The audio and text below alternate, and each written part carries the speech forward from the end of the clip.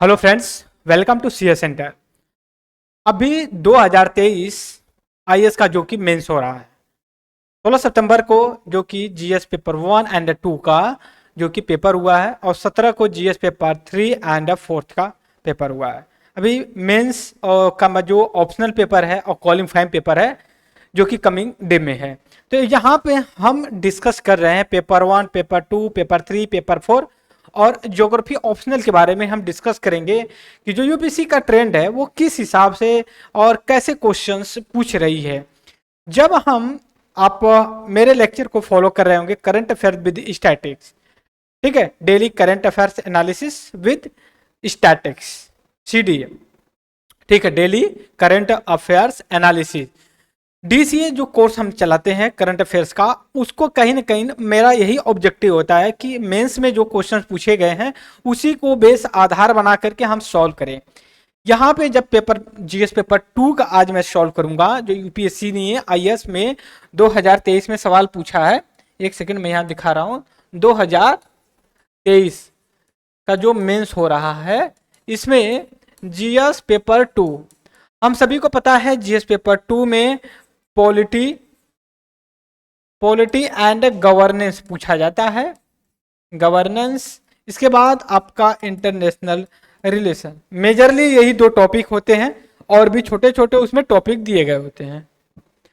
IR में और polity and constitution governance में आपका जो जीएस पेपर 2 होता है 20 क्वेश्चंस टोटल और 250 मार्क्स, ठीक है, मार्क्स पूछे दिए जाते हैं।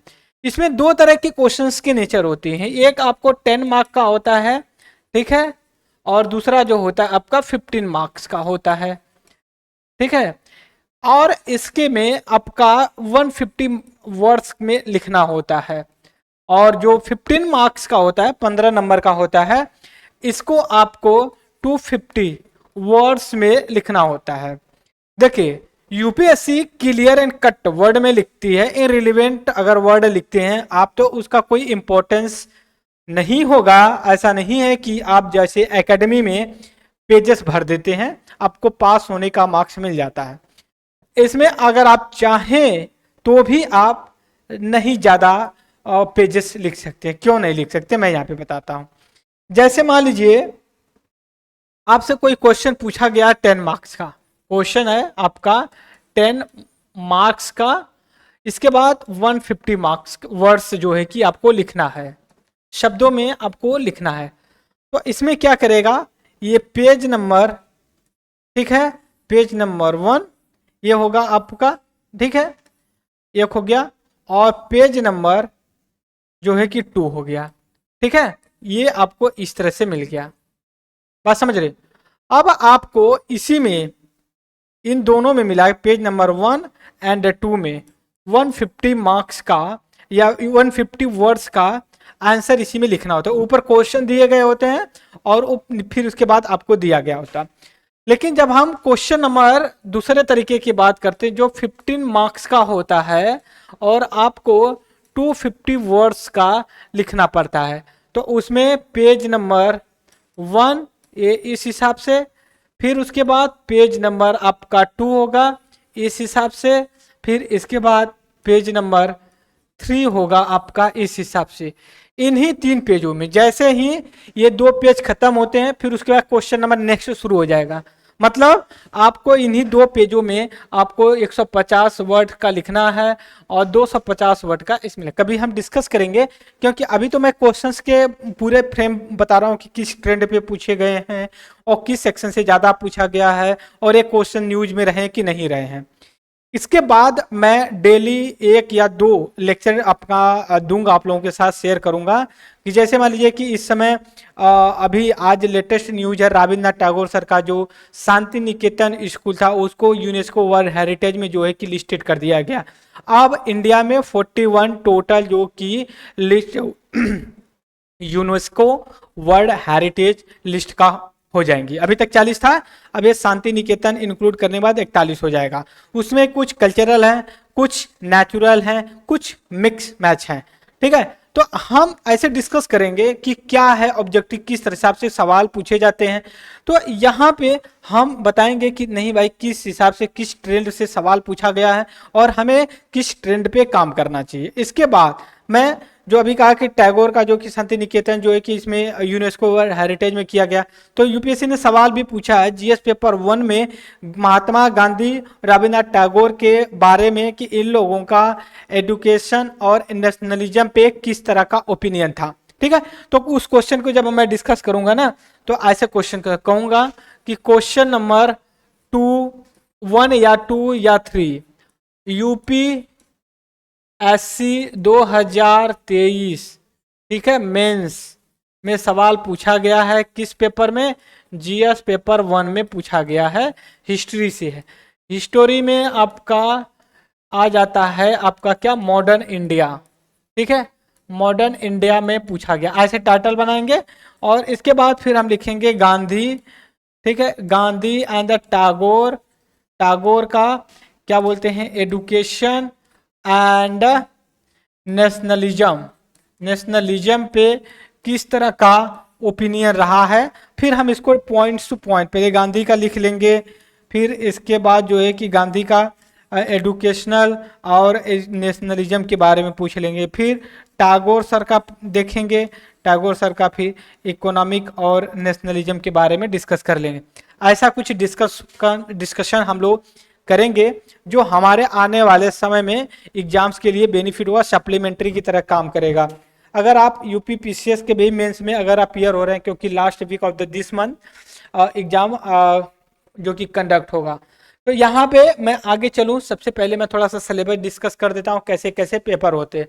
सबसे पहले आपका पीटी होगा, जिसको प्रीलिम्स बोलते हैं। ठीक है, प्रीलिम्स बोलते हैं, जिसको प्रारंभिक परीक्षा बोलते हैं हिंदी, जो कि इसमें 2 पेपर होते हैं। एक होता है आपका जीएस पेपर 1 होता है और दूसरा जो होता है जीएस पेपर 2 होता है। सतर्क हो जाइए, जो जीएस पेपर 2 होता है इसी को सी सेट के नाम से भी जानते हैं, कोचिंग इंस्टीट्यूट वाले नामकरण कर दिए। और ये जो होता है क्वालिफाइंग होता है, आपको 80 क्वेश्चन में कम से कम इसका 1/3, ठीक है, मतलब 27 क्वेश्चन राइट करने होते हैं। जो मेरिट बनती है वो जीएस पेपर 1 से बनती है आपकी 100 questions 200 marks maximum cut off, या फिर ऑन एन एवरेज आपका 95 से लेकर के 100 के बीच का होता है। अगर आप 50 क्वेश्चन आउट ऑफ 100 में करेक्ट कर लेते हैं तो आप मेक श्योर कि आप मेंस के लिए कॉलिंग हो जाएगी। ये स्क्रीनिंग टेस्ट होता है, इसका नंबर आपका फाइनल लिस्ट में नहीं जुड़ता है, याद रखिए, फाइनल लिस्ट में नहीं जुड़ता है। दूसरा पेपर जो होता है, दूसरा सेक्शन जो दूसरा फेस होता है, इसको मेंस बोलते हैं। मेंस में आपके लिए क्या होता है, पहली बात तो एक लैंग्वेज का पेपर होता है, इंग्लिश और हिंदी का, उसको आपको क्वालिफाइंग करना होता है, राइट। दूसरी चीज एक एसे होता है, एसे का नंबर जुड़ता है 250 मार्क्स का। 4 जो कि जीएस पेपर होता है 1000 का, 250 नंबर का। इसके बाद ऑप्शनल होता है 225 के आसपास, जो कि मोर देन 200 का आपका फिर पर्सनालिटी टेस्ट कंडक्ट करवाया जाता है। 275 आपका यहाँ पे मैं देखता हूँ कि एसे जो होता है आपका 250 मार्क्स का होता है, इसका भी जुड़ता है।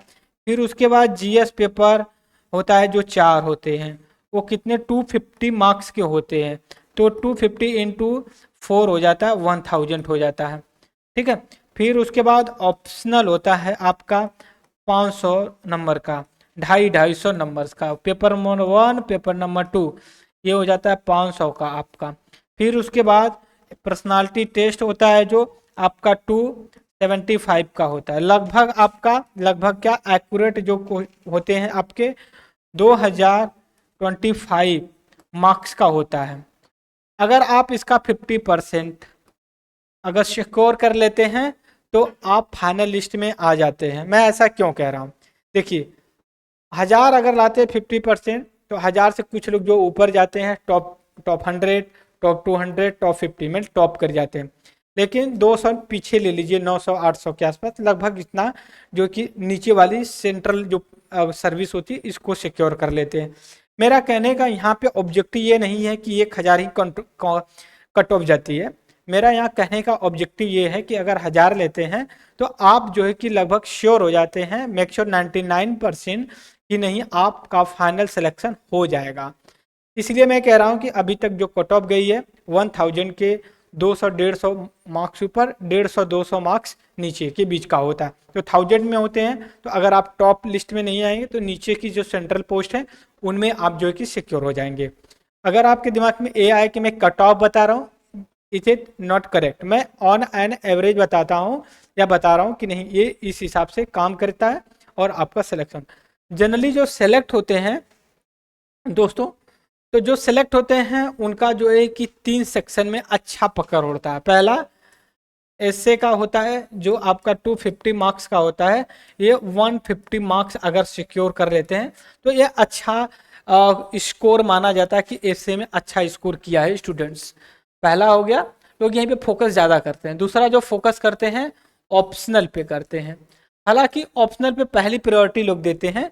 ये जैसे 500 मार्क्स का है तो इसमें 300 प्लस में अगर कोई सिक्योर कर लेता है तो अच्छी कंडीशन में होता है। इसके बाद अगर क्रॉस होके इंटरव्यू में चला जाता है, जिसको हम पर्सनालिटी टेस्ट बोलते हैं, तीसरा से, तो इसमें क्या है कि अगर वो आप 190 प्लस में पढ़ते हैं आउट ऑफ 275 में, तो ये होता है कि आप जो कि अच्छा कर लिए। इसमें क्या है 300 प्लस आपका 190 प्लस 150 कितना हो जाता है 0, फिर उसके बाद आपका 14 1 फिर 5 6। तो आप समझिए जो कट ऑफ जा रही है, आपका कट ऑफ एवरेज जो जा रही है 1000 जा रही है, मान लीजिए 1000 या फिर मान लीजिए कि 900 गई है, तो आप इसके जो कि बहुत आसपास हैं। तो आप अनुमान लगाइए क्या 1000 जीएस पेपर 4 होते हैं, जो 4 होते हैं आपका 1000 के होते हैं, तो क्या इसमें आप इतने भी नहीं काबिल हैं कि जो है कि आपको 80 मार्क्स मिले आउट ऑफ 250 में। अगर 80 मार्क्स भी लाते हैं 4 में आपको, तो आपका 320 होता है। 320 प्लस जो है कि आपका 640, तो आपका आता है 90, मतलब 900 के अराउंड आप आ जाते हैं। ठीक है, तो ये एक अच्छा स्कोरिंग करने का होता है। मैं नहीं कह रहा हूँ कि आप टॉप कर जाएं, लेकिन मैं ये भी नहीं कह रहा हूँ कि आप फेल हो जाएंगे। मैं श्योर हूँ कि आप फेल नहीं होंगे, लेकिन इसलिए भी और भी बता दूं कि आप टॉप भी नहीं कर सकते। हाँ, अगर लक है तो टॉप कर जाएंगे जो पेपर होता है। जैसे मान लीजिए कि 700 के आसपास, 700 प्लस और 800 के अंदर ही शायद 2014 की, यहाँ पे मैं दूसरा कलर ले रहा हूँ, ठीक है, 2014 की जो टॉपर हैं गौरव अग्रवाल सर रहे हैं, इनका 800 के ही अराउंड 700-800 के अराउंड ही मार्क्स थे, वो 2014 में जो कि टॉप किए थे। रीजन भी था जो 2014 का जो मेंस एग्जाम था दोस्तों, ये इतना लेंदी और इतना डिफिकल्ट था, क्वेश्चंस के डायमेंशन इतने डायनामिक थे कि कवर कर पाना बड़ा मुश्किल था।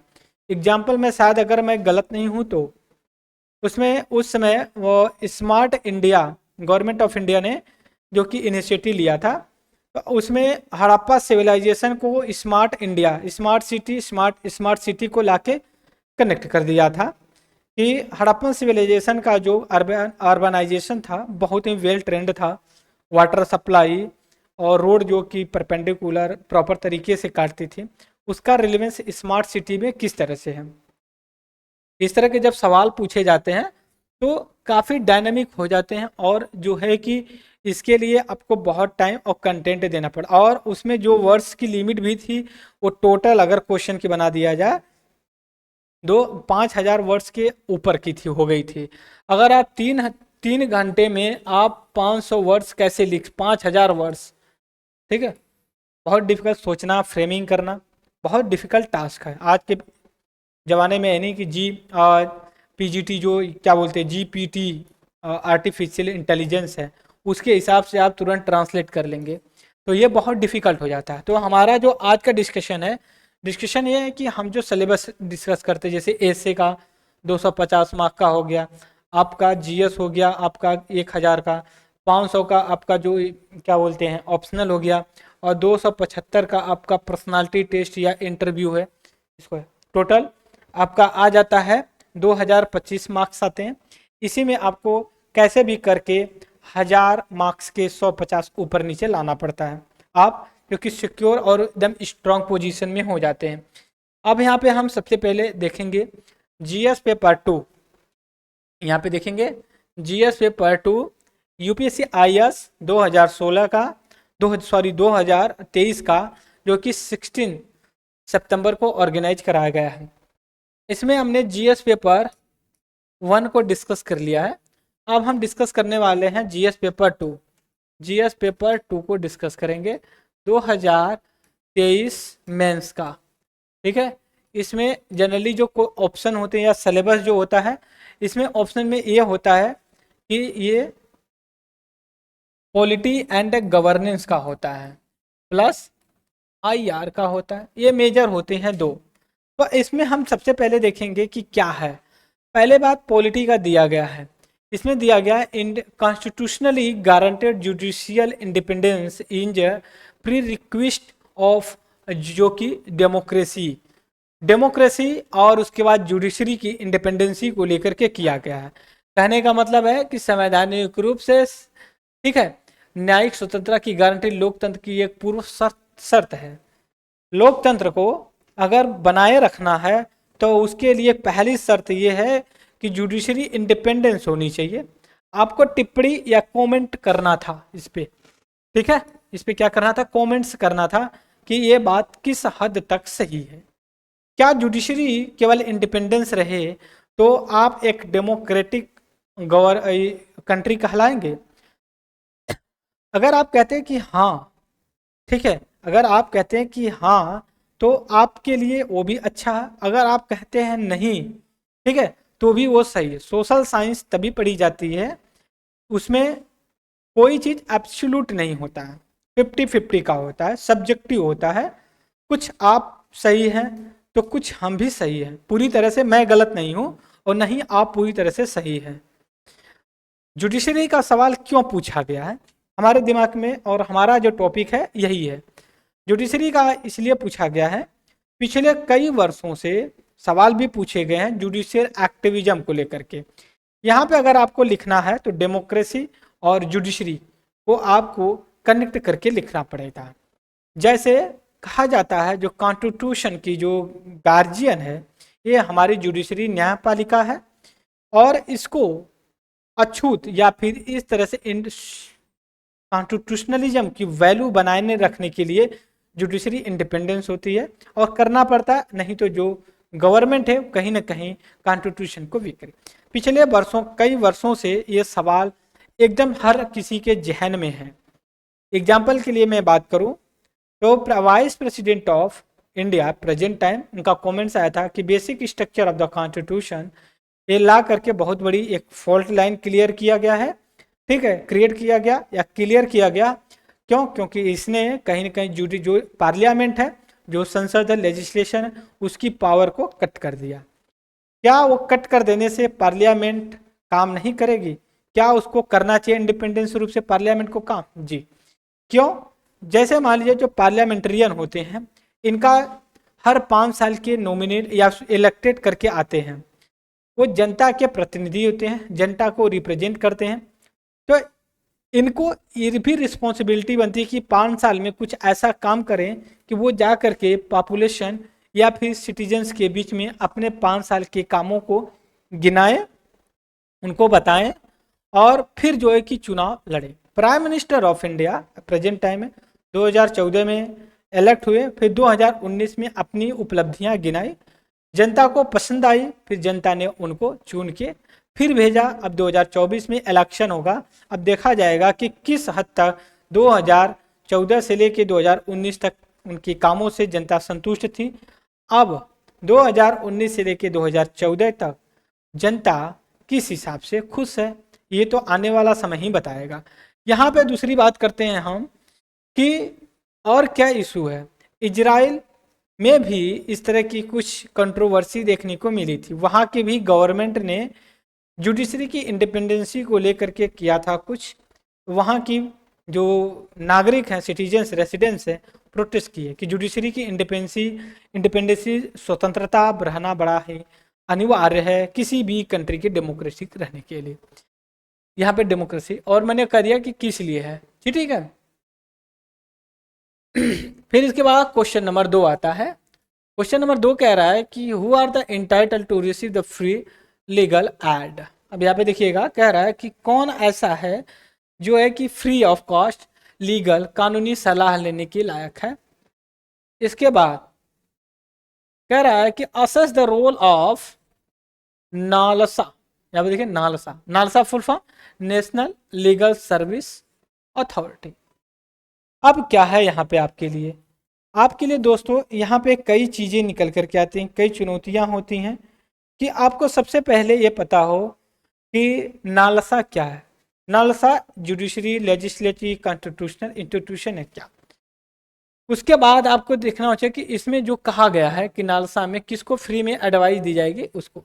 ये भी पॉलिटी एंड गवर्नेंस का आता है, जो लॉ एंड देयर रूल्स बनते हैं उसको ले। क्वेश्चन नंबर 3 बोलता है the state in India seem the reluctant to empower the urban local body both functionally and financially. अब हिंदी में देखते हैं, भारत के राज्य शहरी स्थानीय निकायों को कार्यात्मक और वित्तीय दोनों ही रूप से सशक्त बनाने के प्रति अनिच्छुक प्रतीत होते हैं। भारत के राज्य जो है वो कहीं ना कहीं जो अर्बन लोकल बॉडी है उसको फाइनेंशियली रूप से वीक या फिर अदर चीज़ें नहीं उस तरह से प्रोवाइड करवा रहे हैं। ठीक है, तो इसलिए आपको कहाँ पे जाके काम करना होगा। जैसे आपको अगर यहाँ पे अर्बन लोकल बॉडी के बारे में पूछा है तो जो 73 एंड 74 जो है ये अर्बन लोकल बॉडी से है। इसमें बहुत सी चीज़ें की गई हैं, जैसे फाइनेंशियली रूप से ये डिपेंडेंस हो गए स्टेट गवर्नमेंट पे। Is that clear. ऐसे पंचायती राज इंस्टीट्यूशंस भी हैं। तो ये आपका लोकल गवर्नेंस से लेकर के पूछा हुआ, यहाँ पे बोला फाइनेंशियली और फंक्शनली। फंक्शनली का मतलब क्या है, स्टेट गवर्नमेंट कहीं ना कहीं अपनी पकड़ लोकल स्तर पे करने की कोशिश करते हैं। एग्जाम्पल के लिए, जब आपका अर्बन लोकल बॉडी का इलेक्शन होता है तो आप देखेंगे कि इंडिया के टॉप के लीडर्स भी जाके प्रचार करते हैं। स्पेशली सबसे ज़्यादा न्यूज में होते हैं ये जो है कि बंगाल का इलेक्शन ज़्यादा न्यूज में होता है जब वहाँ इलेक्शन होता है। तो ये हमारा जो कि क्वेश्चन नंबर 3 था। क्वेश्चन नंबर 4 ये थे compare and contrast British Indian approach of the parliamentary sovereignty. कह रहे हैं कि संसदीय संप्रभुता, संसदीय संप्रभुता का मतलब स्वायत्त या सॉवरेन या इंडिपेंडेंस तरीके से जो पार्लियामेंट्री है उनके बारे में, अप्रोच के बारे में पूछ रहा है। अब यह सवाल जब आता है तो हमारे जहन में क्या आता है, हमारे जहन में ये चीज आती है, एक सेकेंड, ये निकल कर क्या आती है, जो सिलेबस है हमारा यूपीएससी का उसमें लिखा है comparison of Indian constitution and other country constitution. आप समझ रहे हो, भारत के संविधान का तुलना अदर देश से भी करने की बात की गई। तो यहाँ पे पूछ रहा है पार्लियामेंट्री सॉवरेनिटी, ऐसा कहा जाता है, हालांकि अब ये नहीं लागू होता है। जब 20वीं सेंचुरी से पहले की बात कही जाती थी, जो ब्रिटिश पार्लियामेंट है, ठीक है, जो ब्रिटिश पार्लियामेंट है ये सब कुछ कर सकती है, बस एक चीज छोड़ के। कहा जाता था कि मेल को फीमेल, फीमेल को मेल बनाने के अलावा सब कुछ कर सकती है। कहने का मतलब ये है कि इतनी पावरफुल ब्रिटेन की पार्लियामेंट थी। लेकिन अब टेक्नोलॉजी के डेवलप हो जाने से अब ये बात नहीं अब सुटेबल होती है, या फिर कह सकते हो अब ये भी काम कर सकती है ब्रिटेन की पार्लियामेंट, मेल फीमेल को भी चेंज कर सकती है। कहने का मतलब ये है कि कितनी पावरफुल ब्रिटेन की पार्लियामेंट है और कितनी पावरफुल इंडिया की पार्लियामेंट है, संसद जो हमारी है। यहाँ पे आपको जो कॉन्स्टिट्यूशन को पॉइंट ऑफ व्यू में लेकर के चलना होता है, और रिटन कॉन्स्टिट्यूशन है और इंडिपेंडेंस जुडिशरी है। लेकिन ब्रिटेन में रिटन कॉन्स्टिट्यूशन नहीं है, हालांकि फिर भी वहाँ पे डेमोक्रेटिक इलेक्टेड गवर्नमेंट है, लेकिन head of state monarchy Republic नहीं है, ये मोनार्की के बेसिस पे आते हैं। प्रिंसेस किस जान क्या क्या लोग आते हैं उसमें, जब आप वर्ल्ड हिस्ट्री पढ़ेंगे, ठीक है, तो उसमें पढ़ेंगे। तो यहाँ पे आपका पार्लियामेंट्री सॉवरेनिटी को लेकर के है, पूछ लिया है। Comparison of the Indian constitution with other, तो उसी में आ जाता है, पार्लियामेंट का भी आपका आ जाता है। क्वेश्चन नंबर 5 में कह रहा है कि discuss the role of the presiding officer of the state legislation to maintain order and impartiality in the conduct legislative work in facilitating best democratic practice. Hindi में, विधायी कार्यों के संचालन की व्यवस्था निष्पक्षता बनाए रखने में और सर्वोच्च लोकतंत्र परंपराओं को शगुन बनाने में राज्य विधायिकाओं के पीठासीन अधिकारियों की भूमिका का विवेचना कीजिए। सबसे पहले हमें तो ये पता होना चाहिए प्रिसाइडिंग ऑफिसर की पोस्ट कितनी पावरफुल है, ये न्यूज में क्यों है, ये हमें पता होना चाहिए। न्यूज में मित्रों इस वजह से है कि बहुत से ऐसे केसेस देखने को मिल रहा है कि वहाँ स्टेट के जो स्पीकर या चेयरपर्सन या प्रिसाइडिंग ऑफिसर्स हैं वो कहीं ना कहीं पॉलिटिकली बायस देखे जाते हैं। इंडिया की डेमोक्रेसी में और ब्रिटेन की अगर बात करें, ब्रिटेन में अगर कोई प्रिसाइडिंग ऑफिसर की पोस्ट लेता है तो सबसे पहले वो किसी भी पार्टी का मेंबर नहीं होता। लेकिन इंडिया के कॉन्टेक्स्ट में अगर देखते हैं, भारत के कॉन्टेक्स्ट में अगर हम देखते हैं, जो प्रिसाइडिंग ऑफिसर्स होते हैं उनको किसी न किसी पॉलिटिकल पार्टी से बिलोंग करते हैं, स्पेशली रूलिंग पार्टी से, और ऐसा भी ब्लेम किया जाता है कि उनके इशारों पे ये काम करते हैं। और ये भी देखा जाता है कि जो presiding officer Indian state legislation में होते हैं, ये जो अपोजिशन के पार्टी के लीडर वो होते हैं लेजिस्लेचर, उनको अननेसेसरी तरीके से सस्पेंड, डिस्क्वालीफाई या फिर उनके ऊपर कुछ ऐसा एक्शन लगा करके उनको हाउस की वर्किंग से बाहर कर दिया जाता है। अभी मैं पार्लियामेंट की बात करूं, जो अभी मानसून सेशन शुरू हुआ है, आज आपका मुझे लगता है 18 तारीख है, सेशन शुरू होने वाला था, शायद 18 से 22 स्पेशल सेशन। यहाँ पे जो बात कर रहे हैं हम प्रिसाइडिंग ऑफिसर की, जो स्पीकर प्रिसाइडिंग चेयरपर्सन होते हैं, उनका फंक्शन पता और उनकी पावर के बारे में पता होना चाहिए।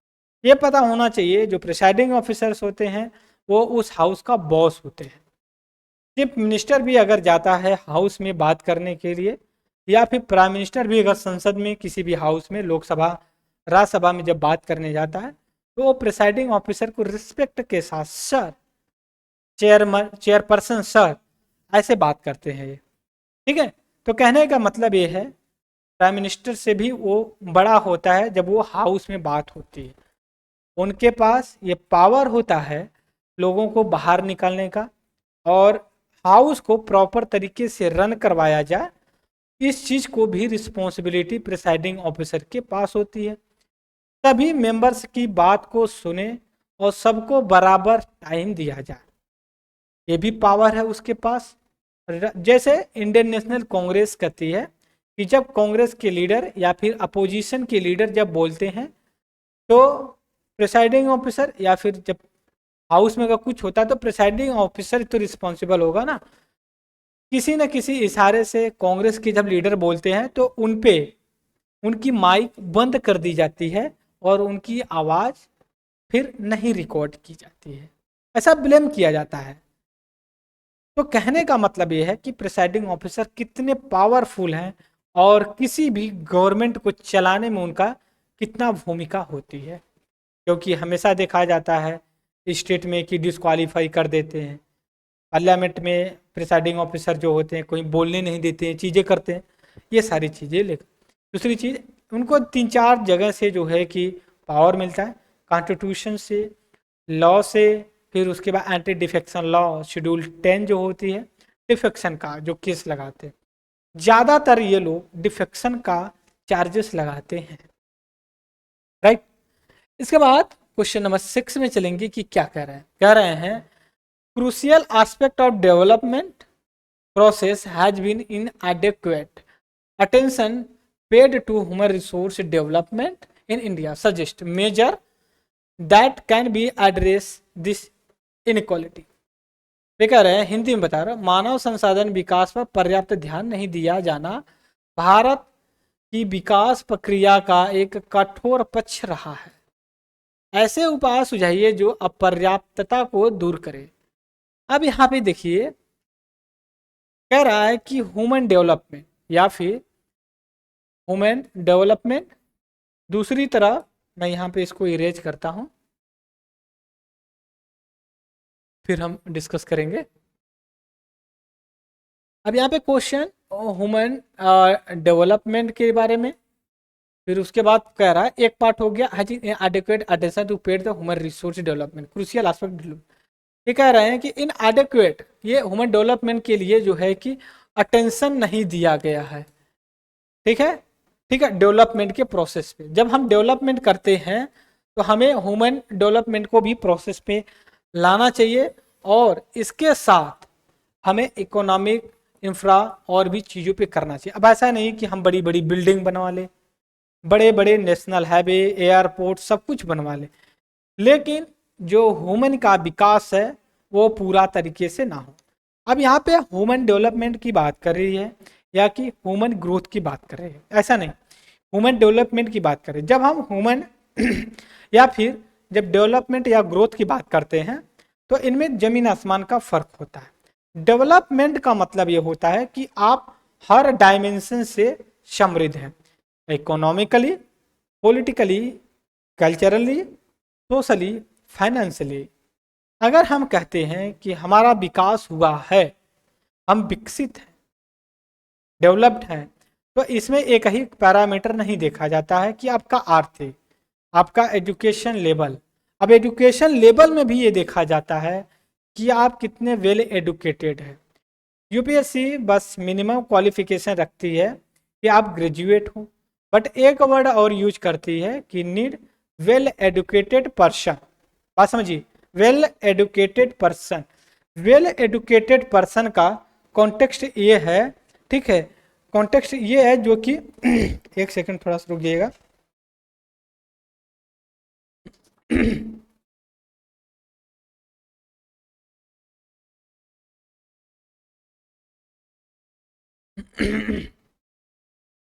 डेवलपमेंट से कॉन्टेक्स्ट ये है कि आप हर डायमेंशन से समृद्ध हो।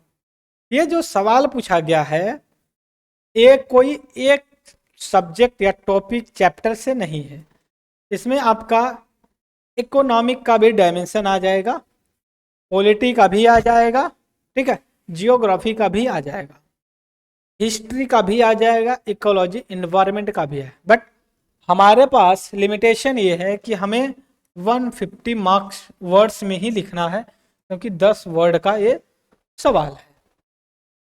तो हमें वेल ट्रेंड होना चाहिए, इस बात से हमें श्योर होना चाहिए कि नहीं हमें कहाँ से कंटेंट लेना है।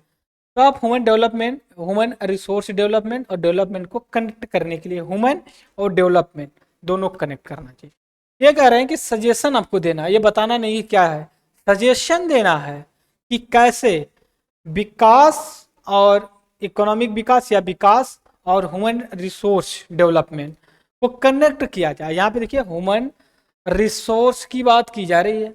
रिसोर्स क्या है? ह्यूमन। आप बोलेंगे आदमी कैसे एक रिसोर्स बन सकता है, ठीक है, रिसोर्स वो भी है, ह्यूमन है। जैसे मान लीजिए इंडिया लगभग आपका 50% जो है कि यंग पॉपुलेशन है, वो 20 से लेके 45 साल के बीच में है, वर्किंग एज को डेमोग्राफिक डिविडेंड के। तो आपको सजेशन देना है वेल एडुकेटेड, वेल स्किल्ड, ठीक है, वेल हेल्थ या फिर इकोनॉमिक इंडिपेंडेंस तरीके से काम करते तब जाके कर सकते। क्वेश्चन नंबर 6 की बात कर रहे हैं, पहले इंग्लिश में बोलते हैं। Discuss the role of the competitive commission of India in containing the abuse of dominant position by multinational corporate in India. Refer the recent discussion. MNC बोलते हैं ना कि हमारा दोस्त MNC में काम करता है। समझिए, मतलब ऐसी कोई कंपनी उसका एक से ज़्यादा देशों में ब्रांचेस हैं, जैसे रिलायंस अडानी हो, उसकी इंडिया में भी हो और भी कंट्री में हो, यूट्यूब या फिर बोल सकते हो गूगल है, माइक्रोसॉफ्ट है, तो उसमें जो कि काम करता है उसको एमएनसी बोलते हैं। फिर उसके बाद बोला कम्पिटिटिव कमीशन ऑफ इंडिया, तो हमें इसके बारे में पता होना चाहिए। रिसेंट जो अभी कंट्रोवर्सी न्यूज में खूब चली थी, आप समझ रहे, न्यूज में ये चली थी, वोडाफोन का कुछ पेड था और एप्पल का भी कुछ इशू था लेकर के उन पे टैक्स वगैरह के लिए। रिसर्च में कॉन्टेक्स्ट में लेने के बाद आप क्या कर सकते हैं, कम्पिटिटिव कमीशन ऑफ इंडिया, यहाँ पे एक सेकंड मैं फिर से इरेज करता हूँ, ठीक है, ओके। कह रहे हैं कि जो कम्पिटिटिव कमीशन ऑफ इंडिया है, हमने पढ़ा है कई बार, 2002 में इसको इस्टेब्लिश किया गया आज बाई कम्पिटिटिव कमीशन एक्ट के द्वारा, ताकि 2000 में एक्ट आया। एक्ट के अंतर्गत इसका मेन ऑब्जेक्टिव क्या है ये हमें पता होना चाहिए। ये कहता है कि विदाउट मोनोपोली, मोनोपोली किसी का नहीं होना चाहिए, मतलब एक कंपनी ऐसा ना हो किसी सेक्टर पे अपनी मोनोपोली कर ले।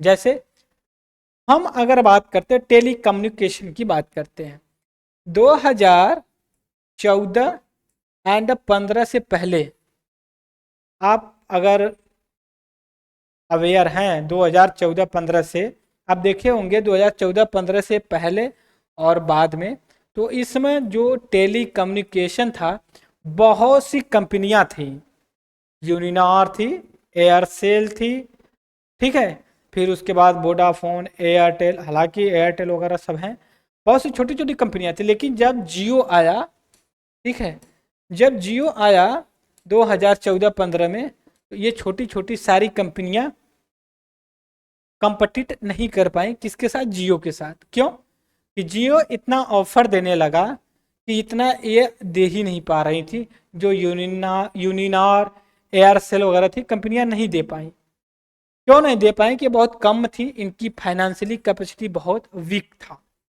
और इसने शुरू में 100 रुपये का अनलिमिटेड डाटा देना शुरू किया कि ये सरवाइव नहीं कर पाए, ये 2 से 4 साल जो है कि अपना घाटा सहें, क्योंकि इनके पास घाटा सहने की क्षमता थी। और इनको खत्म करने के बाद अब पहले तो इनकमिंग पूरी फ्री थी, अब इसने क्या किया कि मिनिमम मुझे लगता है कि 200 का रिचार्ज ये करते हैं, क्या इनकमिंग या आउटगोइंग का, सबका मैक्सिमम तो पूछिए मत। मतलब कहने का क्या मतलब, इन्होंने पहले इनको खत्म किया, फिर टेली कम्युनिकेशन सेक्टर पे अपना डोमेन इस्टेब्लिश कर लिया। ऐसा ना हो, हालांकि जियो ने तो कर दिया, तो उस समय कम्पिटिटिव कमीशन ऑफ इंडिया कहाँ था, वो अलग इशू है। हमारा समझना है कि ऐसा कुछ ना हो, इसलिए competitive commission of India establish किया गया 2005-7 में, ठीक है। तो इसका यही ऑब्जेक्टिव था, एक प्रॉपर तरीके से कंपटीशन मार्केट में बना रहा, किसी कंपनी का डोमेन ना आए। आप समझ रहे हो कि कुछ फायदा भी होते हैं, कुछ नुकसान भी होते हैं। फायदा ये है कि कंज्यूमर को मल्टीपल ऑप्शन नहीं मिलेगा। बात समझिए कि जिसे मान लिया कि जियो ने क्या किया, पहले खत्म कर दिया 100 रुपये में सबको, अब जो है कि कर दिया, अब कुछ भी करिए आपको जियो का ही लेना पड़ता है, क्योंकि ये इतना अच्छा, इतना ऑफर देता है और कोई कंपनी अब बची नहीं, जो बची हैं और उनके पास उतनी जो कि कंपटीशन करने की क्षमता नहीं है, सर्विस भी कम होती है। ये हो गई जो कि कंपटीटिव कंपटीशन ऑफ इंडिया का, मल्टीनेशनल कंपनी जो होती है उनके। हालांकि मैं एग्जाम्पल लिया हूँ जियो का, जो कि इंडियन कंपनी, यहाँ पे एमएनसी को लेकर के बोला है, ठीक है। फिर उसका क्वेश्चन नंबर 8 की बात कर रहा हूँ, e governance as a critical tool of governance, ठीक है, ensure the effective awareness and transparency accountability in government, what inadequate hamper in the enhancement of this feature. Hindi बता रहे, अभिशासन के एक महत्वपूर्ण उपकरण के रूप में ई शासन में से सरकारों में प्रभावशीलता, पारदर्शिता, जवाबदेही का आगाज कर दिया। कौन सी अपर्याप्तता इन विशेषताओं की अभिवृद्धि में बाधा है। कह रहे हैं यहाँ पे ई गवर्नेंस, बात समझिए क्या कह रहे हैं, एक सेकेंड,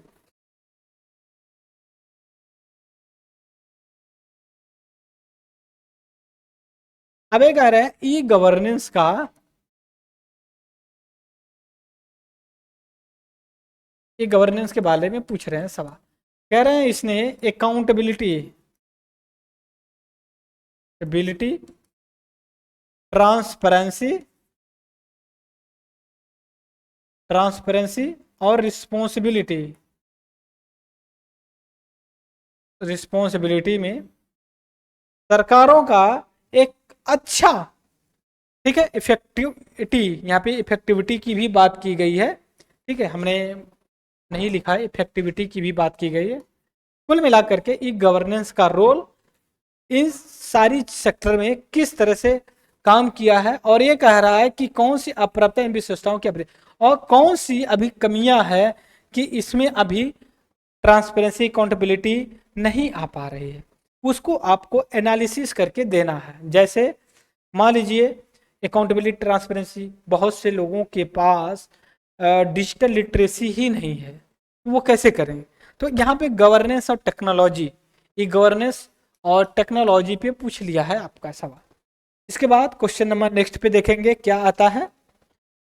क्वेश्चन नंबर 9 बोल रहा है कि virus of conflict is affecting functioning of SCO. In light of above statement, point out the role of India in mitigating problem. अब हिंदी में बताते हैं। संघर्ष का विषाणु, ठीक है, संघर्ष का विषाणु, अब तो क्या क्या लिख दिया, SCO के कामकाज को प्रभावित करता है, ठीक है। अब ये कोड दिए गए हैं हिंदी में, इंग्लिश में देखिए, virus of conflict is affecting functioning of SCO। सबसे पहले तो हमें SCO को पूरा फुल फॉर्म पता हो। अब समझ में नहीं आएगा कि अगर फुल फॉर्म नहीं पता है तो आप कैसे लिखें। संघाई कोऑपरेशन ऑर्गेनाइजेशन, ठीक है, ये सेंट्रल एशिया फोकस ऑर्गेनाइजेशन है, इसमें इंडिया एज ए मेंबर के रूप में है। बट इंडिया के 2 एनिमी बड़े जो हैं वो भी इसके मेंबर है। कौन है? पहला तो चाइना, दूसरा पाकिस्तान। अब ये कह रहा है कि वर्ड देखिए यहाँ पे, वायरस ऑफ कॉन्फ्लिक्ट SCO के फंक्शनिंग को अफेक्ट करता है, और इसके बाद कह रहा है लाइट ऑफ बर्थ इंडिया का रोल किस तरह से SCO में हो सकता है, बात समझिए, और ये कैसे जो है कि इफेक्टिव बना सकता है इंडिया, एक सेकेंड, इंडिया जो कि SCO को। अब इंडिया का importance in context of SCO में कितना है चीज को लेके, अब ये भी मैं आपको प्रिडिक्ट कर दूं तो हो सकता है कि जब 2024 का मेंस हो तो उसमें ब्रिक्स को लेकर के पूछ दे, क्योंकि ब्रिक्स की भी मीटिंग हुई है और उसमें +6 कंट्री भी शामिल हुए। पूछ दे कि इंडिया कैसे अपने आप को इसमें स्टैंड करता है, इंडिया का इंपॉर्टेंस कितना है, या क्या रोल प्ले कर सकता है इन सेक्टर में, इस ऑर्गेनाइजेशन में। SCO ब्रिक्स क्यों ले रहा हूँ कि ब्रिक्स में इंडिया का एक बहुत बड़ा एनिमी और नेबर जो है चाइना है, आप समझ रहे हो। तो इस कॉन्टेक्स्ट में ब्रिक्स को लेकर के पूछ सकता है। फिलहाल तो SCO के बारे में पूछा है, तो आप जो है कि इंडिया और SCO के बारे में जानने के बाद ही इस क्वेश्चन को हैंडल कर सकते हैं। और ये भी न्यूज बेस्ड है, ऐसा नहीं कि कोई आसमान से टपका हुआ है, और ये न्यूज में ही आया हुआ है, ठीक है। वह क्वेश्चन नंबर 10 की बात करते हैं। Indian diaspora has scaled new height in west, describes its economic political benefit for India. कह रहे भारतीय प्रवासियों ने पश्चिम में नई ऊंचाइयों को छुआ है, और ये किस तरह से भारत की आर्थिक और राजनीतिक लाभों का वर्णन करता है। सबसे पहले तो आपको डायस्पोरा का मतलब पता होना चाहिए, ठीक है। डायस्पोरा, डायस्पोरा क्या होता है? प्रवासी। प्रवासी, प्रवासी का मतलब कोई इंडियंस है, वो जा करके नौकरी कर रहे हैं या उसे सेटल हो गए, कहाँ पे? फॉरेन में, विदेश में जिसको बोलते हैं, ठीक है। अब वो किस तरह से इंडिया को मदद कर सकते हैं आर्थिक और राजनीतिक रूप से। राजनीतिक रूप से ये नहीं है कि बीजेपी को जिता दे, कांग्रेस को जिता दे, ऐसा नहीं। इंडिया की छवि विश्व के इंटरनेशनल ऑर्गेनाइजेशन में किस तरह से हो सकती है, इस चीज को लेकर के बात करेंगे। तो इस कॉन्टेक्स्ट में अगर बात करें कि सबसे पहले पता होना चाहिए डायस्पोरा, डायस्पोरा का जो कंसंट्रेशन है, जो ग्रेविटी है, कौन कौन से कंट्री में है, आप समझ रहे, इससे आप कर सकते। इसके बाद क्वेश्चन नंबर 11 की बात करते हैं। Constitution of India the living instrument with capability of the enormous dynamic, it is a constitutional order for progressive society. ठीक है, illustrate with special reference to expanding origin of right to life personal liberty को लेकर। अब देखिए question जो अब आ गए हैं ये आपके 15 मार्क के आए हैं नंबर के, और इसको 250 वर्ष तक क्लियर करना है। पहली बात ये कहते हैं लिविंग इंस्ट्रूमेंट संविधान के, और एक कैपेबिलिटी रखता है, डायनामिक कैपेबिलिटी है, बिल्कुल सही। ये कह रहे हैं कि इट इज ए कॉन्स्टिट्यूशन में द प्रोग्रेसिव सोसाइटी। ठीक है, फिर इसके बाद कह रहे हैं कि इलिस्ट्रेट, एक सेकेंड मैं यहाँ पे इरेज कर देता हूँ। फिर ये कह रहे हैं कि इसमें ये आपको इलिस्ट्रेट करना है special reference to example origin of right to life and personal liberty 21 और 19 article of the fundamental right to freedom को लेकर के। राइट आपकी लाइफ और लिबर्टी की बात करते हैं, तो ये आपका फंडामेंटल राइट से लेकर के रिलेटेड है, और आप जो कि आसानी से करते, सीधे सीधे सवाल पूछा एम लक्ष्मीकांत से, आप कॉपी पेस्ट कर सकते हो। क्वेश्चन नंबर 12 ये बोलता है explain the constitutional prospective of gender justice with help of relevant constitutional provision and case law. कह रहे हैं प्रासंगिक संवैधानिक प्रावधानों और निर्णय विधियों की मदद से लैंगिक न्याय में संवैधानिक परिप्रेक्ष्य की व्याख्या करिए। कह रहे जेंडर जस्टिस, सबसे पहले हमें तो जेंडर जस्टिस पता होना चाहिए कि जेंडर जस्टिस क्या है। जेंडर जस्टिस का मतलब है, जेंडर जस्टिस का मतलब ये है male and female, male and female की बात कर रहे हैं। अगर किसी कंट्री की 100 मिलियन पॉपुलेशन है तो उसमें कम से कम 49 मिलियन जो कि फीमेल है, 51, तो क्या हर जगह 49% वुमेन का रिप्रेजेंटेशन है? इस चीज को बात कर रहे हैं जेंडर जस्टिस की बात। और ये कह रहे हैं कि explain constitutional provision right to equality of fundamental right in the constitution of India के बारे में बात करते हैं। और जो हमारा फंडामेंटल राइट है पार्ट 3, उसमें वुमेन्स के बारे में क्या बात की गई है, जो प्रियम्बल है उसमें इक्वालिटी की जो बात की जाती है, जेंडर सेक्स वगैरह जो भी चीजें हैं उस आधार, तो ये भी आपका फंडामेंटल राइट से रिलेटेड। क्वेश्चन नंबर 13 बोलता है संघीय सरकारों द्वारा 1990 के दशक के मध्य से अनुच्छेद 356 के उपयोग की कमी आवृत्ति के लिए जिम्मेदार विधि राजनीतिक कारकों का विचार कर। देखिए पहले ही ये डिसाइड कर दिए हैं, इंग्लिश में बोलते हैं account for legal political factor responsible for reducing frequent using 356 article by union government 1990 के दशक से। अब यहाँ पे क्या करना है, हमें क्या क्या करना है ये पता, ये पहले ही डिसाइड कर दिए हैं कि क्या है, कि जो आर्टिकल 356 आज का अगर आप न्यूज़पेपर पढ़े हो 17-18 सितंबर का, तो कई दिनों से चल रही है न्यूज, पंजाब के जो गवर्नर हैं और वहाँ के जो चीफ मिनिस्टर के बीच में कॉन्फ्लिक्ट है। एक हिंदू में आर्टिकल भी आया है लेकर के, और गवर्नर का ये कहना है कि हम मुख्यमंत्री से कुछ जवाब मांग रहे हैं, वो दे नहीं रहे हैं, अगर वो नहीं देंगे तो मैं प्रेसिडेंट ऑफ इंडिया राष्ट्रपति से अनुरोध करूंगा कि इस राज्य में आप प्रेसिडेंट्स रूल इमरजेंसी लगाइए अंडर आर्टिकल 356। क्यों? क्योंकि यहाँ की जो सरकार है वो जो कि आर्टिकल 365 अनुच्छेद के अंतर्गत काम नहीं कर रही है, जो ये दर्शाता है यहाँ पे कॉन्स्टिट्यूशनल मैकेनिज्म फेल्ड हो गया है जब आप वहाँ की ड्रग्स प्रॉब्लम्स को लेकर के ज़्यादा फोकस कर रहे हैं। ठीक है, तो यहाँ पे आपको आर्टिकल 356 पता होना चाहिए और पहले ही क्वेश्चन में डिसाइड कर दें कि 1919 से इसका जो है कि कमी देखने को मिला है और इस कमी के पीछे क्या क्या फैक्टर रिस्पॉन्सिबल हैं।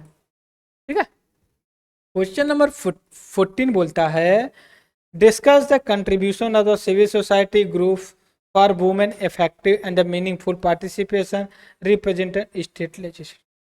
ये कह रहे हैं जो सिविल सोसाइटी प्रेशर ग्रुप है, ठीक है, सिविल सोसाइटी प्रेशर ग्रुप है, इनका किस तरह से रोल रहा है वुमेन्स के एम्पावरमेंट, पॉलिटिकली एम्पावरमेंट के लिए। बाद में सिविल सोसाइटी को ला करके लेजिस्लेचर में जोड़ने की कोशिश, क्योंकि बहुत से वुमेन आंदोलन चले हैं लेकिन अगर ज़्यादा सफल नहीं हुए तो वो कहीं ना कहीं अच्छे खासे सफल हुए। जैसे वुमेन्स के लिए सीट रिजर्व कर गई है लोकल इलेक्शन में, हालांकि अभी स्टेट असेंबली और पार्लियामेंट में नहीं किया गया, बात चल रही है। दूसरी चीज, कुछ मंदिरों में उनको एंटर करने के लिए जो कि रिस्ट्रिक्ट कर दिया गया था, उनका जो बायोलॉजिकल प्रोसेस था उस आधार पे। दूसरी तरफ वुमेन कुछ कम्युनिटी में जो उनको ड्रेस कोड को या फिर उनकी जो कल्चरल परंपरा या फिर जो मैरिज लाइफ को लेकर के भी गवर्नमेंट ऑफ इंडिया ने जो कि इनिशिएटिव लिया जब civil society pressure group pressurise किए, तो ये लेकर के आपका गवर्नेंस। क्वेश्चन नंबर 15 कह रहा है कि संविधान संशोधन 101 जो जीएसटी से रिलेटेड है, हालांकि इसमें नहीं बताया गया है, इसमें कह रहा है कि explain the significance of 101 constitutional amendment to what extend does it reflect accommodative spirit of federalism के बारे में पूछ रहे हैं। कह रहे हैं हिंदी में 101वें संविधान संशोधन अधिनियम का महत्व समझाइए, यह किस हद तक संघवाद की समावेशी भावना को दर्शाता है। तो सबसे पहले तो यह पता होना चाहिए ना कि 101 किससे है। यूपीएससी तो इनडायरेक्टली ये भी जानना चाहता है आपसे कि आपको पता भी है कि जो संविधान संशोधन 101 है वो किससे है। हम बहुत दिन से सुनते आ रहे हैं कि ये जीएसटी से रिलेटेड है, बात समझ रहे हो, वे कंफ्यूज मत होना। 100 किससे रिलेटेड है, इंडिया बांग्लादेश के लैंड बाउंड्री से। 99 किससे है, तो ये भी पता होना चाहिए, एनजेएसी आई हुई थी। तो 101 के बारे में जीएसटी को लेकर के कह रहा है और इसमें ये कह रहा है कि किस हद तक जो इंडिया की फेडरलिज्म है फीचर्स उसको किस तरह से रिफ्लेक्ट करता है। तो आपको पहले जीएसटी 101 एक्सप्लेन करना होगा। दूसरी तरफ फेडरलिज्म क्या होता है, स्पेशली कोऑपरेटिव फेडरलिज्म और फाइनेंशियल फेडरलिज्म के बारे में बात करनी होगी और फिर दोनों को लाके लिंक करना होगा। ठीक है, और ये भी आपका न्यूज ओरिएंटेड सवाल है और विद स्टैटिक्स। क्वेश्चन नंबर 16 पे चलेंगे हम। क्वेश्चन नंबर 16 पे देखेंगे कि क्या कहता है। एक सेकेंड,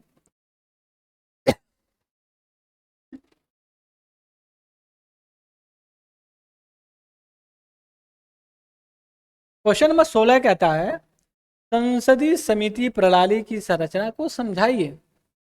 भारतीय संसद के स्थानीयकरण में वित्तीय समितियों ने क्या या कहां तक मदद की। इंग्लिश में explain the structure of the parliament committee.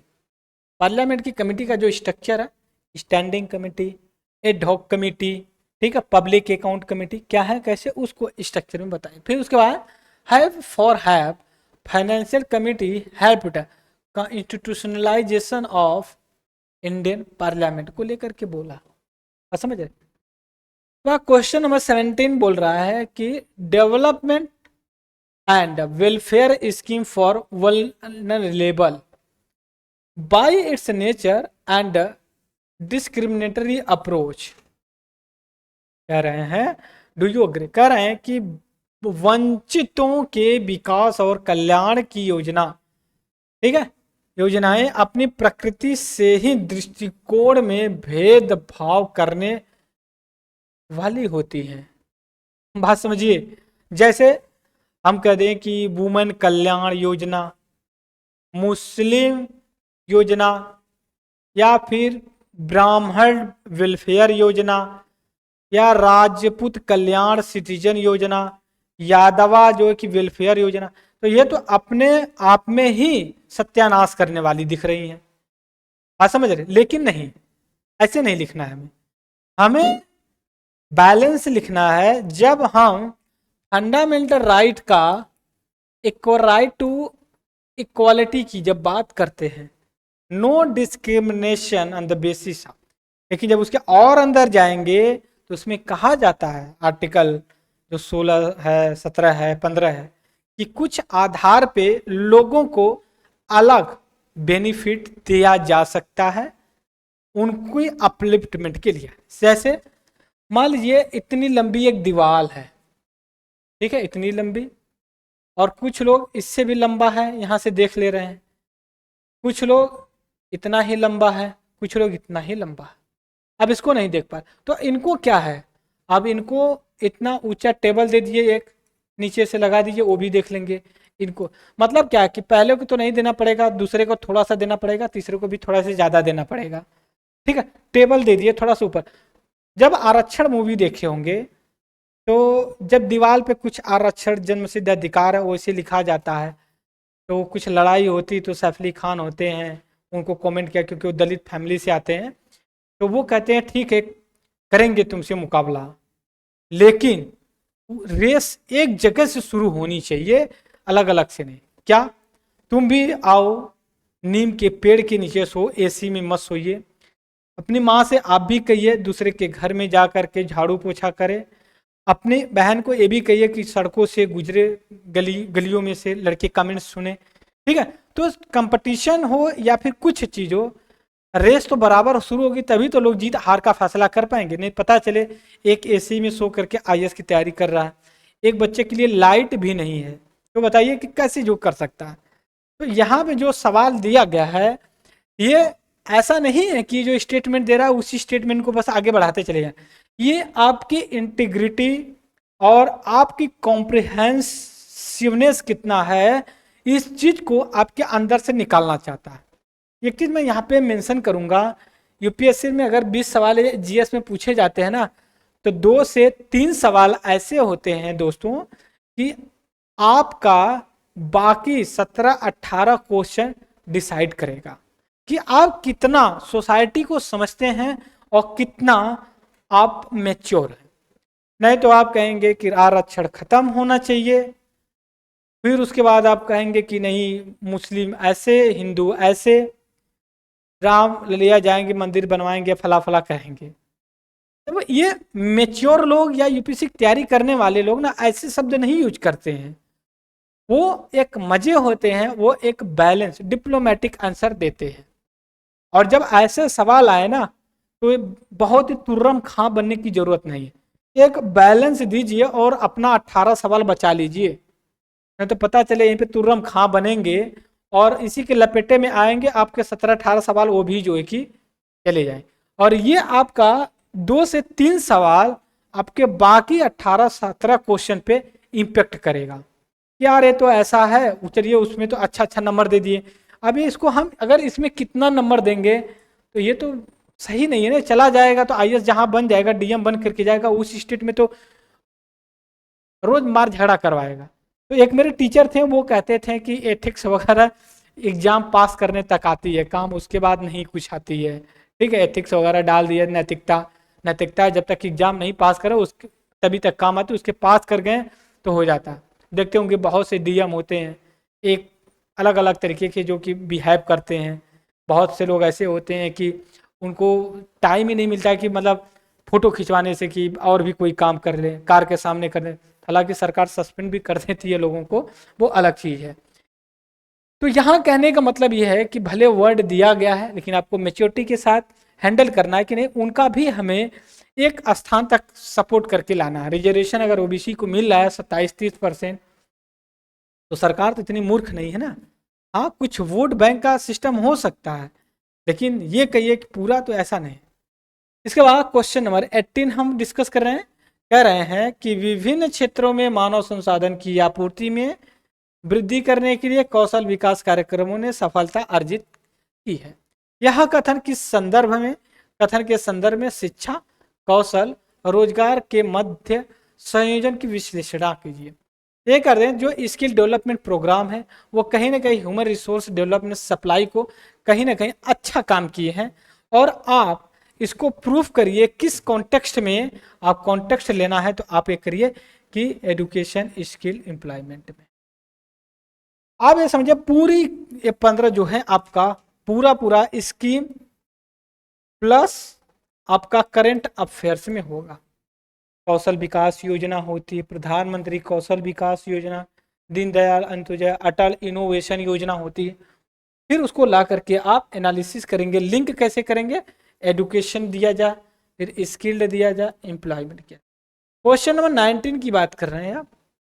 हालांकि IR का सवाल बहुत कम पूछ दिया है, 3-4 क्वेश्चन पूछा है SEO को लेकर के।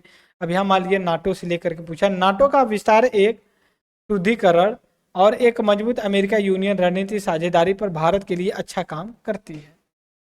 यह कथन के बारे में आपकी राय क्या है? अपने उत्तर समर्थन में कारण और उदाहरण दीजिए। कह रहे हैं एक्सपेंशन एंड स्ट्रेंथनिंग, बढ़ाव और मजबूती ऑफ नाटो का स्ट्रॉन्गर यूरोपीय यूनियन और यूरोप और USA के बीच में स्ट्रेटेजी पार्टनर वर्क करती है। अच्छा, इंडिया के कॉन्टेक्स्ट में कहने का मतलब यह है कि जो नाटो है, नाटो एक मिलिट्री ऑर्गेनाइजेशन है अमेरिका और यूरोपीय यूनियन, यूरोप के कंट्री की। तो ये कह रहे हैं इससे अमेरिका, USA प्लस जो यूरोपियन कंट्री हैं एक बाउंडिंग बनती है और इंडिया इसमें अच्छा बेनिफिट लेता है। आपको एक पॉजिटिव इंपैक्ट ले करके इसके कॉन्टेक्स्ट में आपको आर्गुमेंट देना है। क्यों ये न्यूज में है? यूक्रेन एंड रसिया का वार चल रहा है, बात समझ रहे हैं। इस कॉन्टेक्स्ट में इंडिया ने बहुत अच्छा अपना इंटरनेशनल स्टैंड लिया और अच्छे से जो रसिया पे सैंक्शन लगा वो उससे बच के निकला। जैसे ऑयल इंपोर्ट के लिए इंडिया हमेशा से इंपोर्ट करता था और रिस्ट्रिक्शन के बाद भी इंडिया इंपोर्ट किया ऑयल, और अमेरिका के साथ भी अच्छी टाई अप है, और इसी का कॉन्टेक्स्ट लेकर के यूरोप में भी अच्छा, क्योंकि अमेरिका का इम्पैक्ट इन्फ्लुएंस यूरोपीय यूनियन पे बहुत अच्छा खासा। के बाद क्वेश्चन नंबर 20 है। कह रहे हैं समुद्र ब्रह्मांड का एक महत्वपूर्ण घटक है। कह रहे हैं समुद्र जो है एक ब्रह्मांड का महत्वपूर्ण घटक है। हिंदी में लिखा है sea is important component of cosmos. बिल्कुल। Discuss in the light of above state में role of IMO international maritime organization in protecting environment, in enhancing maritime safety and security. अब इसको आप जैसे मान लीजिए कि GS पेपर जो 2 है इसमें आपका पॉलिटिक गवर्नेंस लेकर के अब ये जो सवाल है आपका समझिए क्या कह रहा है। जो समुद्र है, हमारा जो ब्रह्मांड है या पृथ्वी है, इसमें एक बहुत अच्छा काम करता है और बहुत इंपॉर्टेंट रोल है, और इसके कॉन्टेक्स्ट में जो क्लाइमेट चेंज हो रहे हैं इसका इम्पैक्ट इस पर बहुत ज़्यादा देखने को मिल सकता है। तो जो इंटरनेशनल मैरीटाइम ऑर्गेनाइजेशन है इसका रोल ओशन के कॉन्टेक्स्ट में कितना है उसको प्रोटेक्ट करने के लिए due to climate change, global warming के। समझ गए? तो कहने का मतलब ये है कि जो 1000 क्वेश्चंस या मार्क्स का जो GS पेपर होता है 4, ठीक है, 1, 2, 3 एंड 4, ठीक है, इनके में जो होता है 1000 वर्ड, ये जो होते हैं लगभग आपका 70 से लेकर के 90% जो क्वेश्चंस होते हैं, अरे सॉरी 80%, ये जो कि आपका करंट अफेयर्स एंड स्टैटिक्स के साथ होते हैं। ठीक है, इस चीज़ को आपको देखना होगा, आपको हमेशा न्यूज़पेपर फॉलो करना पड़ेगा। मैं नहीं कहता हूँ कि आप मेरे ही लेक्चर को देखिए, बट जहाँ से आपको आपकी रिक्वायरमेंट पूरी होती है वहाँ से आप इसको कनेक्ट करने की कोशिश करिए। हाँ, जो चैलेंज होते हैं सिविल सर्विसेज से, सबसे बड़ा चैलेंजेस यही होता है, लोग करंट अफेयर्स को स्टैटिक्स के साथ जोड़ नहीं पाते हैं और पूरे साल न्यूज़पेपर नहीं पढ़ेंगे। जब एग्ज़ाम आएगा तो कुछ एनुअली मंथली एनुअली जो मैगजीन आती है 500-400 पेज की, वही पढ़ के रह जाते हैं। तो दोस्तों ऐसे आप आंसर राइटिंग नहीं कर सकते, आपको करना होगा तो कोई ना कोई एक आप लेक्चर प्रॉपर तरीके से सुनिए और कोई ना कोई न्यूज़पेपर को प्रॉपर तरीके से फॉलो करिए। और अगर आप न्यूज़पेपर लेना चाहते हैं तो हमारे नीचे गए डिस्क्रिप्शन बॉक्स में टेलीग्राम का लिंक से दिया गया है, CS सेंटर दिल्ली के नाम से आपको एक चैनल मिल जाएगा। कहाँ पे? टेलीग्राम पे। आप वहाँ से free of cost Indian express, the Hindu जो कि PDF फॉर्म में अपलोड कर सकते हैं। और हम तो डिस्कस करते ही हैं, कुछ दिक्कत की वजह से इस समय नहीं कर पा रहे हैं, बट जल्दी ही कंटिन्यू करेंगे। तो ये हमारा आज का लेक्चर था दोस्तों। तब तक के लिए thank you in the discussion. जय हिंद, जय भारत।